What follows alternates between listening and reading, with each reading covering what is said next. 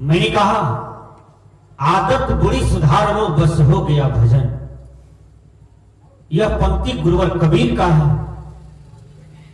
आपके व्यवहार को सुधारते हैं, आपके विचार को सुधारते हैं।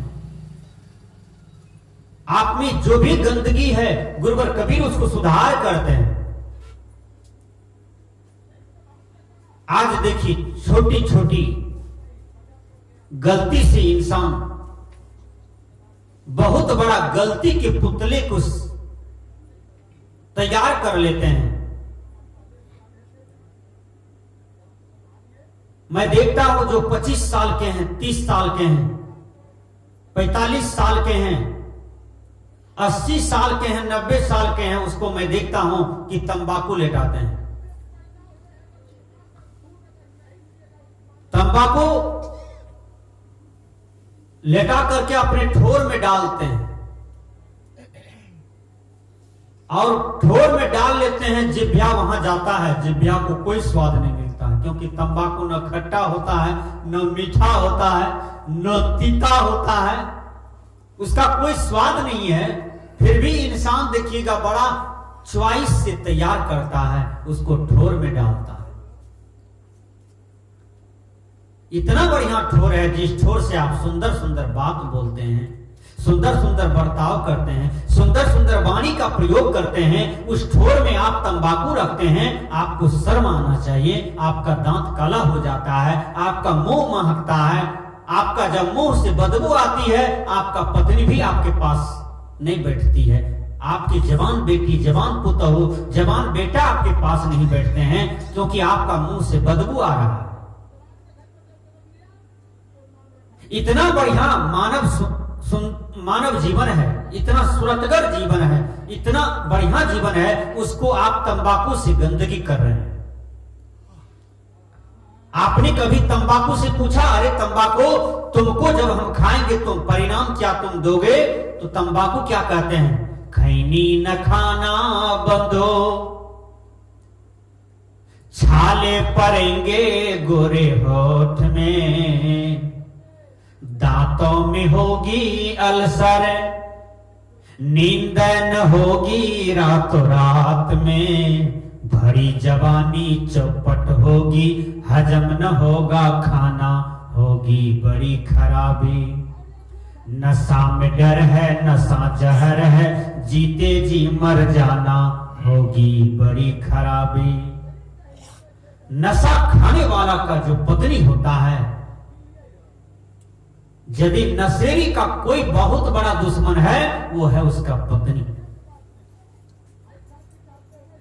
क्योंकि एक नंबर शराबी को जब क्रोध आता है तो सबसे पहले वो अपनी पत्नी को मारता है।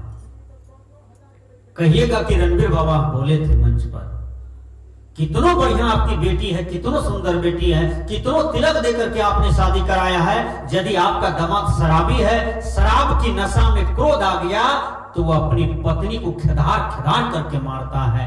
इतना मारता है कि सबसे पहले शिकार उसका पत्नी होता है, उसके बाद माँ बाप होता है, उसके बाद भाई भतीजा होता है।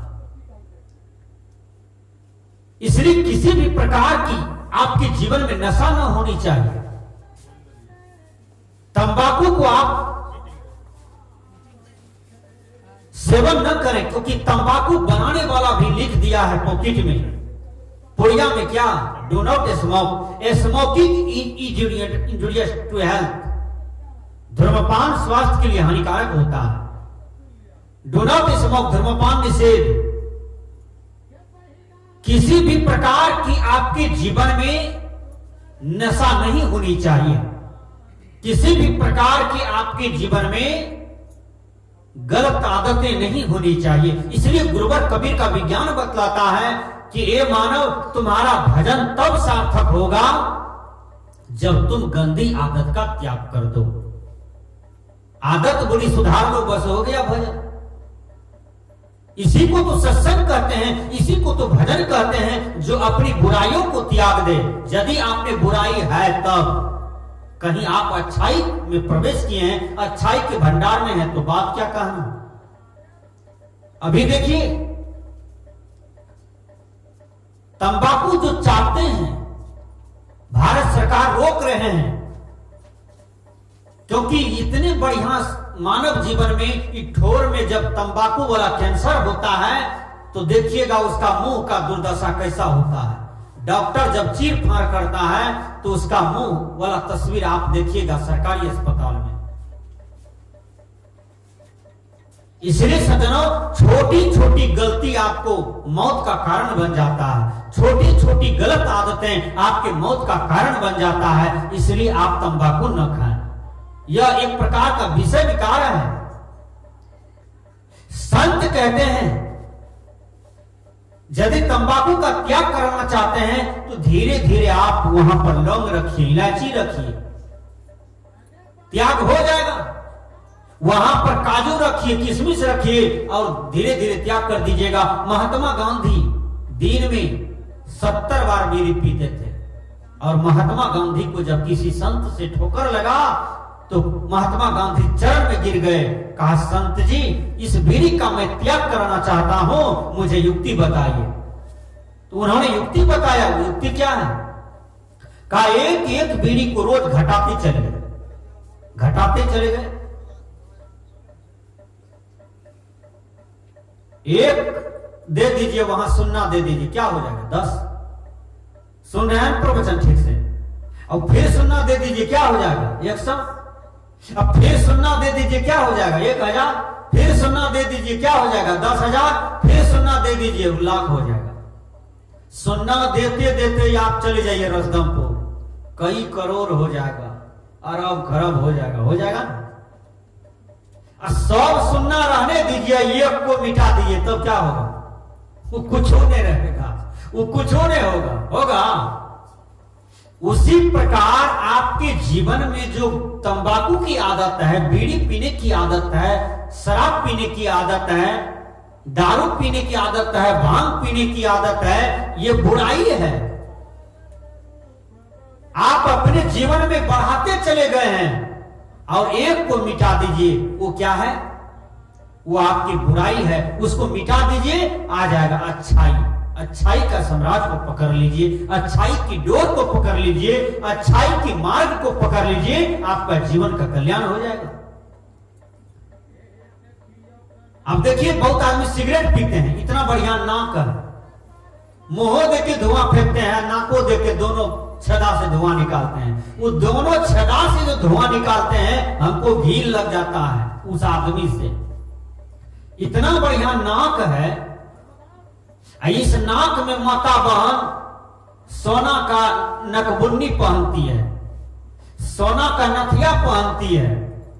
ये माता बहन को भी हम देखे हैं बीड़ी पीते हुए, बीड़ी पीती है तो दोनों नाक के छेदा से नथिया के बगल से धुआं निकल रहा है, लगता है घोड़ा लगाया है। विचार कीजिए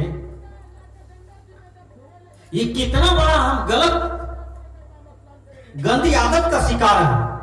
विचार कीजिएगा, कोई कलभट बम्मा नहीं है जो आप कुछ ढुका करके कुछ निकाल रहे हैं। शरीर है, इतना बढ़िया शरीर है, इस शरीर में यदि एक बीड़ी पीने से, एक सिगरेट पीने से बीमारी आ जाएगा, उस समय बहुत टका खर्चा कीजिएगा, पटना जाइएगा, भेलोर जाइएगा, दिल्ली जाइएगा, फिर भी इलाज नहीं होगा। कहीं मर गए तो आपकी जवानी चौपट हो जाएगी, आपका मानव जीवन छूट गया, आपने कल्याण भी नहीं कर पाया, आपने क्या क्या दुनिया में। इसलिए संत कहते हैं किसी भी प्रकार की नशा आपके जीवन में न हो, किसी भी प्रकार का नहीं। नशा का परिणाम बहुत गलत होता है। नशा खाने वाला आदमी का धन दौलत जो है वह सब सुधरना लग जाता है, सुधरना से बिक जाता है और वह प्लेटफार्म का भिखारी हो जाता है। एक भिखारी भीख मांग रहा था तो एक आदमी पूछा कि अरे तुम जवान हो, भीख क्यों मांगते हो? कहा मैं शराबी नंबर 1 हूं, मैं शराब पी करके अपना जमीन बेच दिया, डीह बेच दिया, पत्नी दूसरा शादी कर ली, बाल बच्चे बिखर गए, माँ बाप मर गए और मैं आज प्लेटफॉर्म का भिखारी हूं। तो एक गंदी आदत आदमी को धनवान से भिखारी बना दिया। संत कहते हैं कि इसको सुधार करो। मैंने कहा नशा में डर है, नशा जहर है, जीते जी मर जाना, होगी बड़ी खराबी। इस कपटी मन को जीतिए। मन के चलते ही सारे उपद्रव हैं। मन यदि जाता है दारू शराब के प्रति, किसी भी नशा के प्रति, उस मन को पूछिए, अरे मन तुम इसका रिजल्ट क्या दोगे? तो फिर उस मन को मारिए झाड़ू से। वो झाड़ू क्या है? विवेक की झाड़ू। कबीर साहब का विज्ञान बतलाता है, वो क्या है? अंदर झाड़ू दे के पूरा दूर बहाओ, जो तू साचा बानिया साची हाथ लगाओ। अंदर झाड़ू दे के पूरा दूर बहाओ, साची हाथ लगाएंगे, साचा सौदा कीजिए। अभी देखिए हमारे मास्टर साहब सुजीत बाबू सच्ची हाथ को लगाए हैं। आओ आप लोग सच्चा ग्राहक हैं, सच्चा सौदा करने आए हैं। जो सत्संग में बैठे 2 घंटा ज्ञानियों की बात को सुने तो समझिए वो आदमी सच्चा सौदा करने आया है।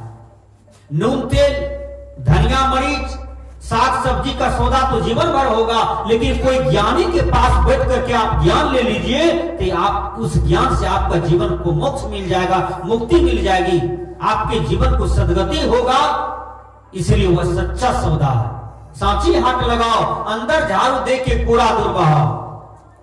आपके चित्त पर जो मल है, आत्मा पर मल है, वह मल को आप विवेक रूपी झाड़ू से बहार करके निकाल दीजिए। आत्मा आपका स्वच्छ हो जाएगा, आत्मा आपका साफ हो जाएगा। इसलिए मैंने कहा